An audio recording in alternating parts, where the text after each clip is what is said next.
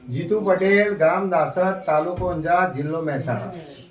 જીતુભાઈની એક ખાસ સૂચના है કે રવિવારના દિવસે કોઈને કોલ કરવો નહીં, કારણ કે રવિવારના દિવસે દર્દીની ટ્રીટમેન્ટ થતી હોય એટલે જીતુ પટેલ કોઈનો ફોન ઉપાડી શકતા નથી અને માહિતી લેવા માટે 2 થી 3 માં જ કોલ કરવાનો રહેશે। જ્યાં સુધી પૂરેપૂરી માહિતી ના મળે ત્યાં સુધી કોઈને ઘરે આવવું નહીં।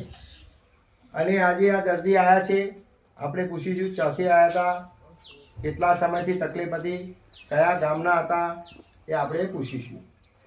કાકા, તમે કયા ગામના છો?